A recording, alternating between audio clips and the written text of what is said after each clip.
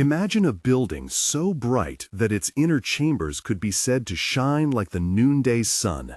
Imagine halls layered in beaten gold, cherubim towering over a most holy place, and stone blocks so vast that modern engineers still argue about how anyone could lift them. The record we have of Solomon's temple, its glimmering interior, its cedar rafters, its bronze pillars, is at once a theological proclamation and an archaeological puzzle. How did a kingdom 3 millennia ago, without cranes or steam engines, raise a sanctuary of that scale and splendor?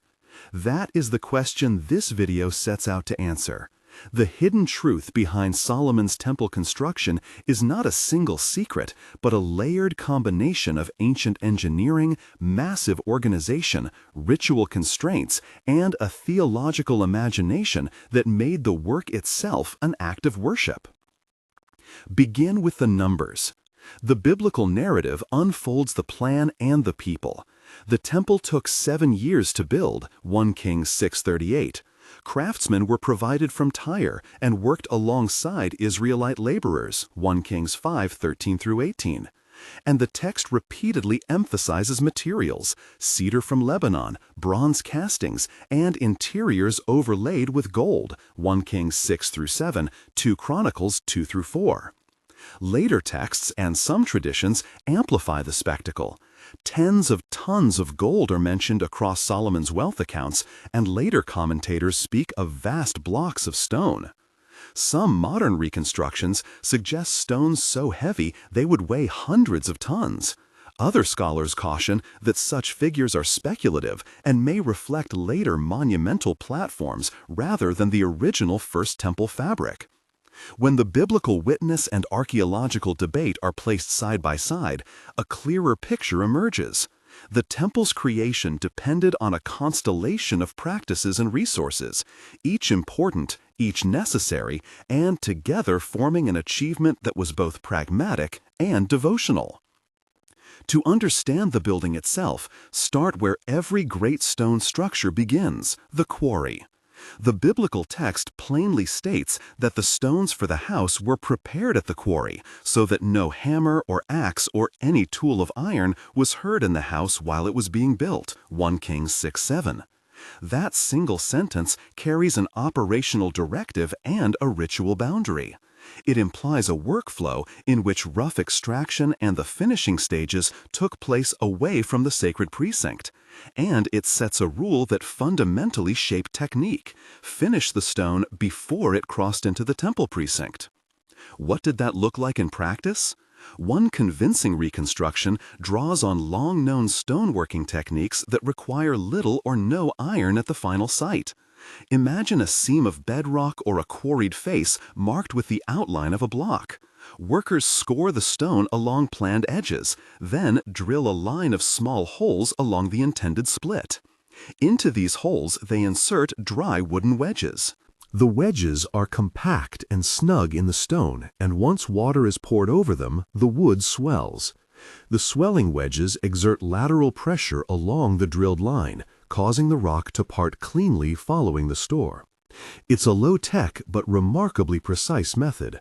No steel chisels at the sacrificial site, but an engineering principle that exploits the physical properties of wood. This method has archaeological analogs across the ancient Near East and beyond. Scholars point to drill marks and wedge holes in quarries that predate iron-dominated masonry.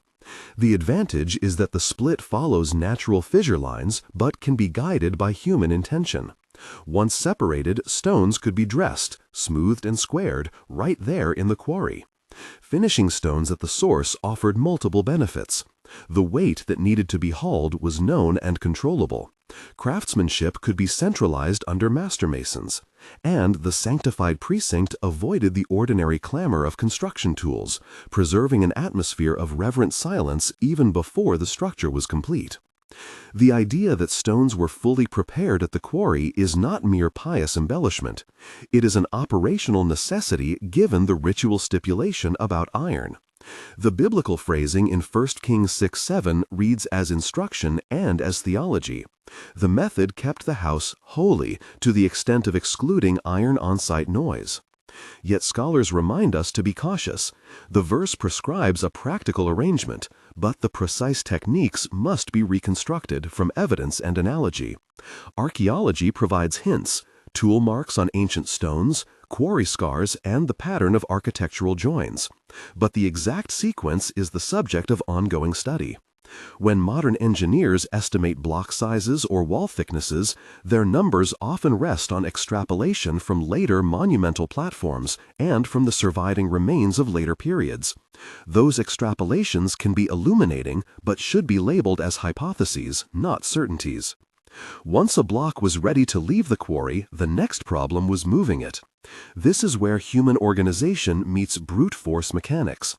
Picture a coastal Mediterranean landscape, a quarry inland, a sea route to a port, and Jerusalem, set on its own heights. To move thousands of tons of stone over such terrain without mechanized lifting appliances required methods that multiply small advantages. Archaeologists and experimental historians describe a toolkit of ramps, rollers, sledges, and rope systems. Wooden logs could be laid under a sledge, and as the load moved forward, logs were retrieved from the rear and placed in front again. An ancient treadmill of transport known from multiple pre-industrial societies. Ramps, constructed from compacted earth or crushed stone, gave a workable incline for hauling massive weights. Steeper slopes were avoided because they multiply the force required. Imagine the soundscape of this operation. Men synchronized in rhythm, the creak of ropes, the dull groan of wood under enormous pressure. Supervisors called cadence. Teams adjusted, restaged, and re-roped. Moving one particularly large block might be measured in meters per day, not hours. Progress that would challenge modern patience, but that was practical for an enterprise that would be executed over years. Some engineers have estimated that a single block weighing many tons of tons could require hundreds of laborers to move it, and that coordination was as important as raw numbers. Here again, the biblical record supplies a scale of organization, even if its precise figures are debated. 1 Kings 5 and 2 Chronicles 2 speak of large teams and detailed arrangements. Solomon drafted labor and organized supply chains, and he secured alliances to obtain resources that his own land could not easily produce. Timber forms the next crucial thread in the story. The temple's abundant use of cedar, roofing, paneling, and decorative elements required access to forests beyond Israel's ordinary reach. The biblical narrative recounts an explicit diplomatic and commercial arrangement. Solomon made a treaty with the king of Tyre, Hiram, to procure cedar and cypress from Lebanon, and in return, Solomon supplied wheat and oil, 1 Kings 5, 1-12, 2 Chronicles 2, 3-16. This was not merely a purchase. It was a geopolitical partnership that channeled imperial-era resources into a religious project. The logistics here are striking. Cutting and preparing long cedar beams, towing them by sea in rafts on lighters, and bringing them ashore at Joppa, whence they were transported overland toward Jerusalem. Sea transport offered its own technological solutions and hazards. Long, heavy timbers were lashed into rafts or stowed on merchant ships, their buoyancy easing the load but demanding careful handling to prevent warping or breakage. The seasonal winds of the eastern Mediterranean dictated sailing windows. Storms could strand shipments and reorder construction schedules. When timber arrived, the same systems of rollers and ropes reappeared to move logs over land. The image of cedar rafted across the water has a double meaning. It testifies to the maritime connections of Solomon's court, and it underscores how the temple project mobilized different technologies, quarrying, maritime transport, overland hauling, into a single, sustained enterprise. Inside the building, the richness of finish became another arena of extraordinary labor. Metalwork in the ancient Near East required high-temperature furnaces, skilled smithing, and relentless hammering. Bronze, an alloy of copper and tin, was cast for pillars, bases, and large basins. Gold was beaten into thin sheets to overlay walls and sacred objects.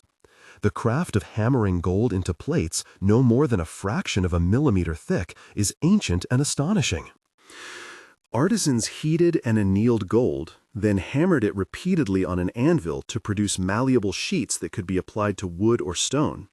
This was labor-intensive and required skilled metallurgists. It also required an abundant supply of gold. The biblical narrative credits Solomon with receiving great quantities of gold and riches, often through tribute and trade, and this wealth financed the gilding that made interiors gleam like a miniature sun, an apt image for a space intended to represent the splendor of divine presence. Pillars and other bronze works were often cast in situ or assembled from cast segments. The making of a massive basin, referred to as the molten sea in 1 Kings 7 and 2 Chronicles 4, would have required muffled spaces for casting, scaffolding, and an enormous supply of fuel. Scholars reconstruct that foundries would be set up near the worksite, with furnaces fed by charcoal and bellows to achieve sufficient heat. Molding in clay or stone molds allowed for repetitive patterns and the production of large elements. Such operations were noisy and hot, and yet within the temple complex, the sacred rule limited certain sounds and materials. Again, the builders negotiated tensions. Metalwork required amplified noise and heat, while the inner sanctum demanded silence and sanctity. The solution, according to the text, involved spatial separation of functions and strict scheduling. Organization and discipline were central to making all these moving parts function. The biblical accounts give snapshots of a workforce broken into units and placed under overseers. 1 Kings 5 through 7 and 2 Chronicles 2 through 4 describe divisions of labor. Supervisors, draftsmen, stonecutters, men in Lebanon cutting timber, and large numbers responsible for hauling. Some of the numerical claims in later traditions, figures like 150,000 laborers or tens of thousands of stonecutters, are debated and reflect complexities in translating ancient administrative terms into modern workforce counts. What the texts do make clear is that Solomon exercised centralized authority over resources and labor. He instituted shifts and rotations, he levied labor from the population, and he coordinated with foreign craftsmen like Huram, often rendered Huramabi or Hiram of Tyre, who brought specialized metallurgical knowledge, 1 Kings 7:13 through 14 and 2 Chronicles 2:13 through 14. The administrative feat was political as well as technical. Command structures, supply lines, and enforcement of regulations all had to be in place. This brings us to one of the most intriguing and theologically significant rules preserved in the record, the exclusion of hurd iron at the building site. 1 Kings 6:7 states that not a hammer, nor an axe, nor any tool of iron was heard in the house while it was being built. The prohibition can be read on several levels. Practically, it meant that noisy, metallic finishing work, chiseling, filing, final dressing, was to be kept outside the precinct so as not to disturb the sanctity of the space. Ritually, it may reflect an older cultural motif that associates iron with weapons, war, and profane craft. Excluding its sound could be a symbolic way of keeping instruments of violence and ordinary commerce from the sacred core. The rule also shaped technology. It made the use of dry and wet wooden wedges and quarry finishing necessary and privileged craftsmanship at the quarry itself. Scholars caution that we cannot translate this rule into a blanket technological prohibition. Iron tools were used in the ancient Near East. But the verse does underline how ritual norms can determine engineering choices. Small details in the text hint at how the workforce maintained order. Stones were reportedly marked with symbols and inscriptions at the quarry so that when they arrived at the site, they could be set in place like pieces of a giant three-dimensional jigsaw. These marks functioned as a primitive blueprint system. Numbering, directional marks, and mason's marks allowed teams to fit blocks without noisy modification. The marks also testify to the planning capacity of the administration. Someone had to design, map, and sequence the placements in advance. It is the convergence of design and logistics, drawing the plan, preparing the parts, and orchestrating their arrival that makes the project so remarkable. Alongside the technical and logistical elements, a theological imagination animated the whole enterprise. The temple was not merely a palace of polished stone and glowing metal. It was conceived as the dwelling place of God among His people. The dimensions, proportions, and ornamentation all bore symbolic meaning. Cherubim, carved and gilded in the most holy place, framed the Ark of the Covenant, the very symbol of God's covenant presence. When Solomon dedicated the house, the narrative records a climactic sign. The cloud of the Lord filled the temple, and the glory of the Lord filled the house. 1 Kings 8:10-11. That the text concludes the lengthy architectural description with this theophany is rhetorical and theological. The measuring and hauling and gilding culminate in a moment that transcends human workmanship. For devout readers, the cloud vindicates the purpose of all the labor. For historians, it is a narrative claim about the sanctity of the space. Either way, the dedication narrative shows how construction was not merely functional work, but an integrated act of worship. But what about those dramatic figures? 400-ton stones, 27 tons of gold, armies of workers. We must be cautious and careful. Some of those numbers derive from later traditions, from misreadings of later monumental platform stones around the Temple Mount that belong to periods long after Solomon, or from speculative extrapolations. For example, the enormous megaliths in the Western Wall's lower courses are often cited as evidence of some ancient superlative technique. Yet most specialists distinguish between the massive platform work of later Second Temple expansions and the First Temple's original constructions. Similarly, claims of 27 tons of gold are rooted in readings of Solomon's wealth narratives and later hyperbolic reflections. The biblical text does describe vast amounts of gold used for overlay and ornament, but translating those statements into precise modern tons is fraught with assumptions about measurement units, adornment techniques, and the recycling of precious metals across reigns. Responsible historical narration treats these dramatic numbers as points of interest, worthy of attention, often plausible as indicators of wealth, but ultimately open to debate. When you hear a figure like 400 tons, note whether the source is the biblical record, later tradition, or modern archaeological conjecture. Each source carries different weights of certainty. So, what is the hidden truth? It is not an allegation that the Hebrews possessed secret machines lost to time, nor an uncritical assertion that every detail in modern reconstructions is accurate. Rather, the truth lies in the intersection of several forces that together made Solomon's temple conceivable. Those forces include skilled ancient engineering techniques, wedges, rollers, ramps, and the mastery of stone and metal. An extraordinary mobilization of human resources organized by a centralized royal authority that could levy labor and negotiate international supply. Specialized foreign craftsmen like Hiram of Tyre, who brought metallurgical knowledge and maritime logistics. Ritual prescriptions that shaped how and where work could be done, hence influencing technique.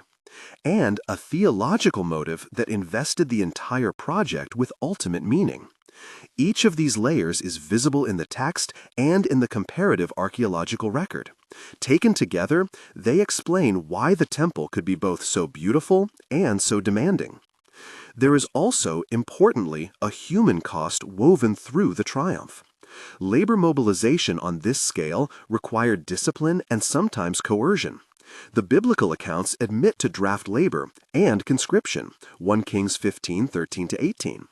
The use of forced labor raises ethical questions that ancient texts rarely explore at length. Modern readers can appreciate both the technical marvel and the human toll. The long seasons when men left fields or homes for construction duty, the lives risked moving heavy stones, the laborers who died from exhaustion or accidents. Reverence for the sacred work existed alongside stark economic and social realities. Beyond the practical and ethical dimensions stands the theological framing that gave the project its enduring power. For ancient Israel, the temple was not merely architecture. It was the place where heaven met earth, where the name of God dwelt among his people. The materials and craftsmanship were intended to honor that presence. When the text depicts the glory entering the temple at its dedication, 1 Kings 8:10-11, it is making an argument about the relationship between human devotion and divine acceptance.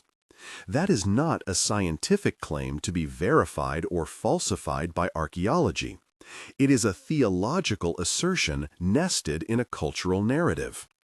As a modern observer, we can respect its significance while analyzing the human systems that made the building possible. Consider a few technical vignettes to make the ancient engineering feel immediate.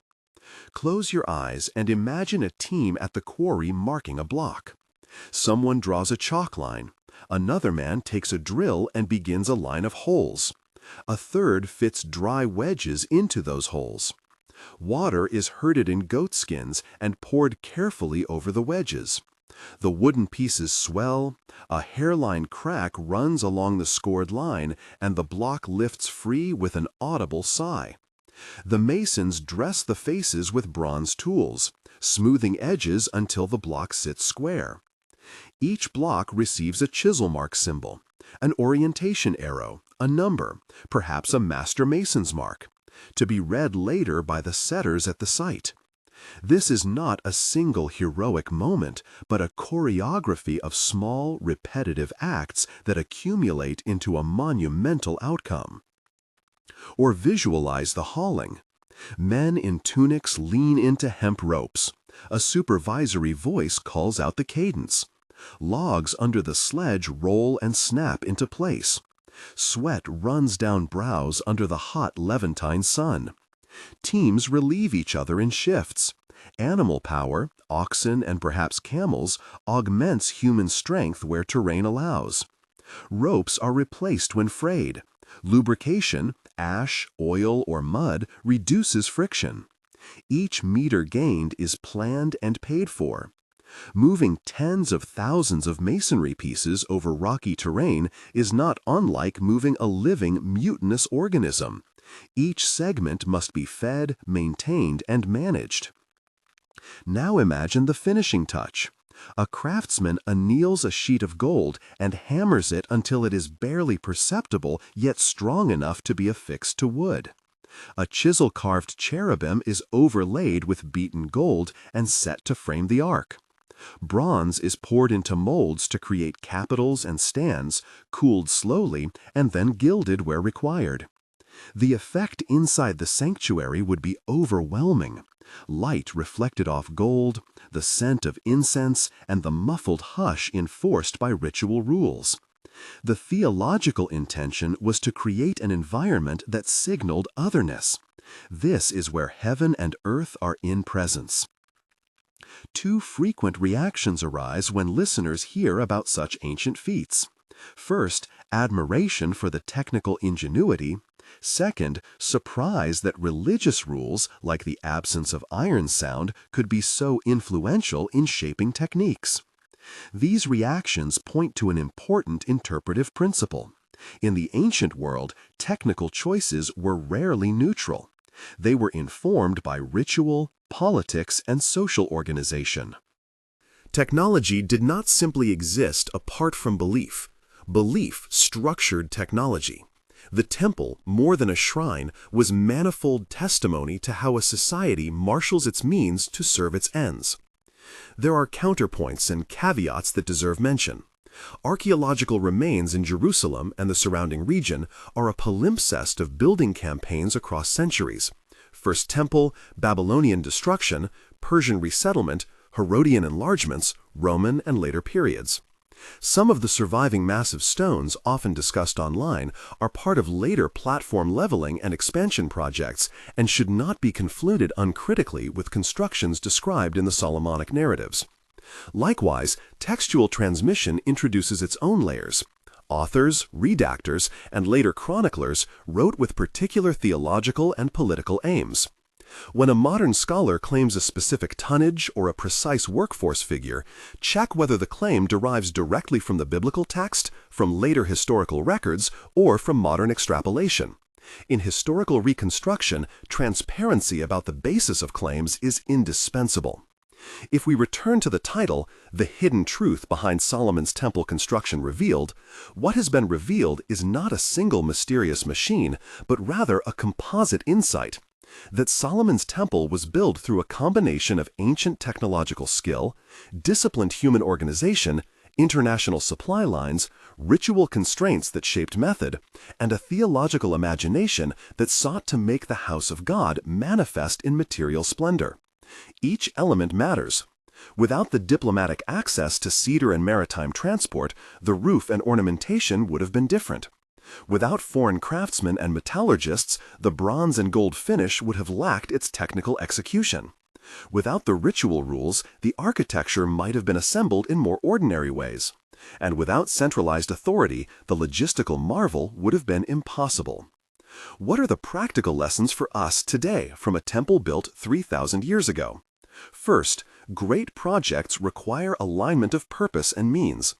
The temple's builders had a clear theological purpose, a dwelling place for God, and they marshaled whatever means were necessary within their cultural and technological horizon to realize that vision. Second, craft and devotion are not opposites. On the contrary, mastery of materials and technique can itself be an expression of worship. The silence at the site, the careful finishing of stones at the quarry, the gilding of cherubim, all these show that reverence and skill were intimately connected. Third, understanding such achievements asks of us both admiration and ethical reflection. We can marvel at human ingenuity while also asking what was demanded of the laborers and how power shaped the labor system.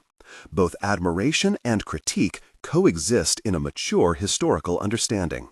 Before we close, remember the biblical conclusion to the whole enterprise. After years of measured labor and precise artistry, Solomon brings the ark into the most holy place, and the cloud of the Lord fills the house. 1 Kings 8. For believers, that scene is the culmination of everything, God accepting the labor and making the space His dwelling. For historians, it is the textual climax that shows how construction and cultic theology are inseparable. Either way, the story ends not with a blueprint, but with a presence, not with a ledger of costs, but with an assertion of meaning. If you love deep dives into ancient mysteries, subscribe for more explorations of history where engineering, archaeology, and faith intersect. To finish, reflect on this. Modern engineers and archaeologists can replicate many of the temple's technical strategies in experimental settings. They can test how wedges split stone, how rollers cut friction, and how furnaces pour metal. Yet what cannot be replicated by experiment is the singular convergence of resources, politics, ritual, and belief that animated Solomon's project in its historical moment. The hidden truth, then, is layered. It is technical, administrative, and spiritual all at once. Appreciating that complexity allows us to stand before the memory of the temple not merely in awe of its grandeur, but in humility at the human and humanly limited means by which communities have always sought to touch the divine. If this exploration stirred your curiosity, subscribe, ring the bell, and come back for weekly deep dives where archaeology meets the sacred. There is more to uncover. The next episode will look at the craftsmen of Tyre and the metallurgical secrets that made ancient gold shine. Until then, keep wondering how faith and skill shape the built world, and how the echoes of those ancient hammerless halls still speak to us today.